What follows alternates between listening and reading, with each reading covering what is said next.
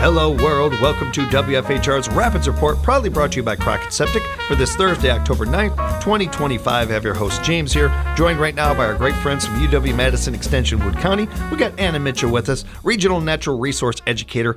Anna, good to have you with us. Good to be here, James. You know I love talking to you, I love learning, I love our conversations, and especially when we get to talk about really interesting, fun things that you guys are doing at Extension or a combination of others with Extension. And we're going to talk about the value of community science and science by the river. Yes, we are.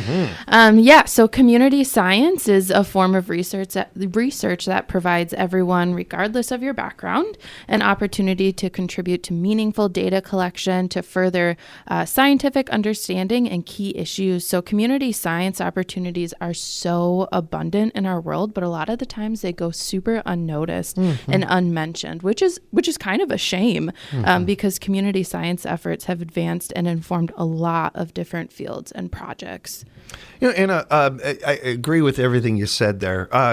Just kind of looking at this from the outside, why do researchers and those in the industry promote and rely on community science? Yeah, so there's a couple of different reasons. So researchers and those within like the research community really rely on community science because it engages community members, and researchers by themselves can only collect so much data, right? So if you can get people on board and passionate about a subject to help, collect different data and just get really engaged and passionate about whatever field that they're in, that's always a benefit, not just to, researchers, but also to the community members. One of the things that I've just really, really enjoyed about doing this job and sitting in this chair is I love talking to people that are passionate about something. I don't care what the topic is. They're passionate about it. They can get me engaged in it. And everybody we have join us is that type of person, including yourself and everything. Now, that said, community science isn't something new. This is something that's been around. Yeah, community science has been around for quite a while. In fact, it's been around since the 1800s when Alexander von Humboldt, he was a naturalist and explorer, traveled to South America in the early 1800s, and he was one of the very first people to describe humans' roles in climate change. So he had this dream of uniting communities through scientific observation. So what he did was establish a series of observing stations throughout the world. And the goal was that he could coordinate a global study of the Earth's magnetism. So if you could think about that, that's people, like an effort in the 1800s to connect people from around the world to study Earth's magnetism. Early day messenger. Yeah, right? Did they send a passenger pigeon? Yeah, I mean, you got to wonder. A whole different meaning to tweeting. Right. That's so darn cool. Before these notes, I had not read about this, and I put aside the rabbit hole I'm going to go down with this one.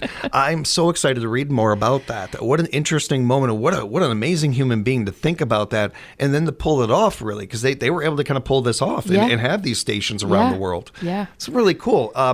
When it comes to the challenges regarding related to natural resources, that's something else, though. Yeah, I mean, we hear a lot about challenges in natural resources today. I mean, there's so many out there, it can feel so daunting. Like, even as somebody who works in natural resources, it can feel overwhelming, right? But there's so many people that are working on these issues, not just professional scientists that are looking for solutions. There's also politicians who are advocating for possible solutions or taking a stance on these different issues, right? And then there's the individual who's just trying to do their part, trying to educate themselves, trying to help with whatever issue, and sometimes like we get siloed into our own individual roles, and that can feel really overwhelming.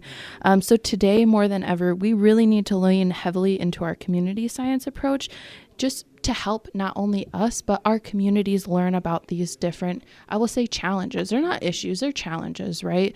If we as a community can educate ourselves, or even as an individual, then we can talk to our neighbor or, talk to our family about these issues. If you're passionate about it and want to learn more about a specific natural resources challenge, I really encourage you to get involved in some kind of community science program that's related to that topic. Yeah. Then share, right? It's, for one, I think it's really unique and quite cool when we look at society, human beings, and what we've accomplished and what we can accomplish when we work together.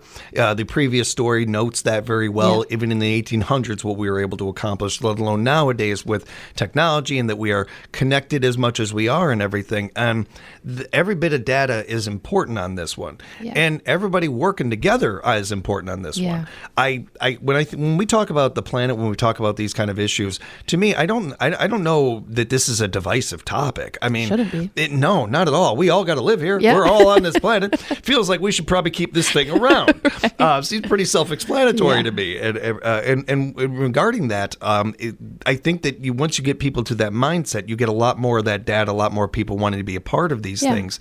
And while this is a big issue, whatever we're talking about, any level of these things and natural resources and the importance of them, from PFAS to any other topic, they affect us all, and all of us can do some good on this one. They're not as big as us. Right. There's more of us than the problems. Yeah. And if we work together, we can face this together, and it's a lot easier. Yes. I know like a lot of kids out there, would look at a messy room as a teenager and like, how am I ever going to clean all this? But if you start in one corner and work your way around, eventually you get all right. If you attack these things, if you approach them, and I'm going to focus on this, and this person's focusing on this, little by little, this all adds up. Yeah. And here in Wisconsin, we've got quite a few opportunities for this. Oh, yeah. We have an abundant amount of community science opportunities here in Wisconsin. I was doing a little bit of research, and we actually have 34 different community science programs. That's 34. That's just impressive. In our state. It is, right? So these programs cover a huge variety of topic areas, including wildlife, invasive species, insects, water quality, birds, climate, plants, and even space. Like, if there's a topic you're interested in, odds are in Wisconsin, we have a community science program for you to get involved in. Yeah, it's something to look into. And regarding that, it can be a bit of a broad topic. Yeah. There are, different layers to that might interest you a little bit more and get you more and more interested in. So. Yeah, and in fact, UW-Madison has a wonderful guide to kind of help you learn more about these opportunities. So if you're interested in some of these community science opportunities, you can visit the UW-Madison Library's research guides and search community science opportunities and people and projects. And there is like loads of different resources for you to learn more about these. There's another great opportunity for people to be able to learn more and find out more. And it's kind of interesting to me that you brought up Mr. von Humboldt earlier and his stations around the world. Yeah. And here locally, we have something a little similar to that. We do, yeah, on a much smaller scale. Mm-hmm. But actually, here in UW Extension, in our Wood County office, myself and my colleague Jen McNally have planned and will be hosting a community science event called Science by the River. Science by the River will be hosted in Wisconsin Rapids on October 18th. And this event is a celebration of all things science and outdoors.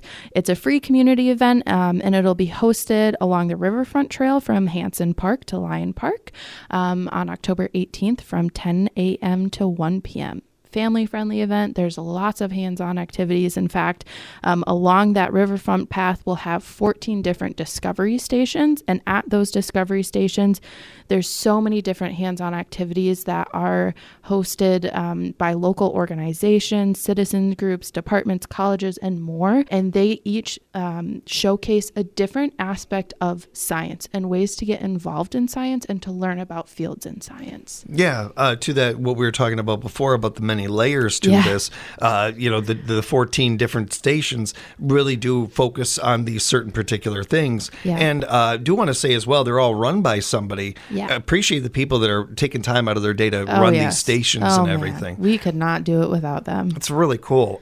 You could start walking along the bike path or at either Ben's Hanson Park or Lyon Park, and somewhere in the middle if you'd like. You don't have to follow a certain path. Do this as you like. Yep. Come and go as you please. There's Like I said, it's free, it's family friendly. I mean, there's activities for all ages, and it's such a broad range of topics. Like we cover earth science and we cover technology and just all different areas in STEM. It's going to be so much fun.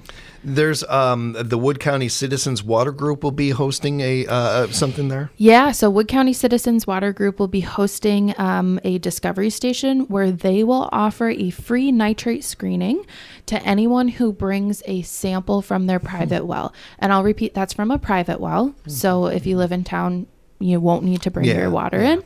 But if you have a private well, what you can do is you can take a sample of your water before it gets to any treatment system, right? And then put it in a clean cup or container and bring it in. Look for the Wood County Citizen Water Group. They'll screen it for nitrate and then provide you with some really good resources on what those results mean for you. They'll also have the Einstein Project down there. That's cool. Yeah, this is the first year that the Einstein Project is joining us, and we are so excited. So they have a really large mobile design lab that they're going to be bringing, and they will be doing a really hands-on project in their mobile design. I think they have some 3D printers that people can play around with, and it's going to be a Halloween themed project. Oh, awesome. So, Yeah, I was already interested. Now they really brought it home. Yes. Yeah, that's awesome. That is going to be pretty cool. And the Heart of Wisconsin Amateur Radio Group is going to be down there. Cool. Yeah, so this is their second year coming, and we are so excited to have the Heart of Wisconsin Amateur Radio Group back. They will be teaching people how to send Morse code. They're going to explore radio waves, and maybe even some folks might be able to reach the International Space Station. They were able to do that last year, and it was a highlight of last year's event. It was super cool. It's, I clearly am a little biased doing the job I'm literally doing right now and everything, but not only is radio fascinating and interesting to me, but just learning about radio waves in general and how this whole thing works. Yeah. If you came into this world and you had never heard about magic, you would think it was magic. Yes. You would think, oh, that's magic. How does that work otherwise? Somebody cast a spell and made this all work. It would make more sense than trying to explain radio waves sometimes to people. Like it's fascinating and really interesting, and they do a really cool job of being able to really break this down. And I have to say this actually about all of these stations. Yeah. One of the things I love about this event so much is the individuals running these stations are all Bill Nyes. They're all very good at explaining this stuff. Yeah. For people like me that love science but I can't always comprehend some of these bigger words and some of this stuff or how this connects to this. The people that can explain this stuff to even somebody like me are so valuable in all of the layers of this. And there's a lot of great individuals running these stations that are very good at explaining these kind of things, much better than I am. Yeah, well, and it's cool because I know a lot about the topics that will be there. I learn something new every year. And like I see kids out there learning something new every year, and then their parents getting involved, and just people who don't know Science by the River is happening, but take a walk on the riverfront path and they're getting engaged. Like it is such a fun opportunity for our community to come together and just learn about science and learn about ways to get involved in opportunities for, improving our natural resources or, just getting involved in a science field. We have plenty of community groups who are going to be there and are so passionate about whatever topic that they're focusing on, and they just have a really great way of engaging people and getting people involved. Anna, if people want to see maybe a map or layout of this or learn more about it, is there a place we can direct them? Yeah, so there's two places I'll direct you. The first being the Science by the River Facebook page. So if you go on Facebook and you search Science by the River, you can see a map on there. I don't have that uploaded yet, but I will. But there are event details on there. And then you can also reach out to me at the UW Extension office here in Wood County, or you can email anna.m.james@wisc.edu. I will mention that Science by the River this year has partnered with the Wisconsin Science Festival. So it is a Wisconsin Science Festival, and you can also learn more about our event by visiting the Wisconsin Science Festival website. Science by the River is hosted, as Anna mentioned, by UW Extension, but also want to say a big shout out to the Encourage Community Foundation helping make this happen. Encourage joins us all the time over the years. We love the team over there and all the work that they put into this community. It's really appreciated. And then again, to all the volunteers, everybody being a part of this event. I don't know how many years this has been going on. It's got to be 3 or 4 at least. I think this is its official fourth year, we had to cancel 1 year because of rain. Yeah. That's one thing I will mention. It is an outdoor event. Yeah. So come dressed for the weather. It does look like it's going to be nice out this Saturday, and knocking on wood and all that, yes, because crossing the fingers. really deserve it. And I think that I'm only saying this because I hear so much from the community about this event, in particular after the event, like the coming Monday and everything.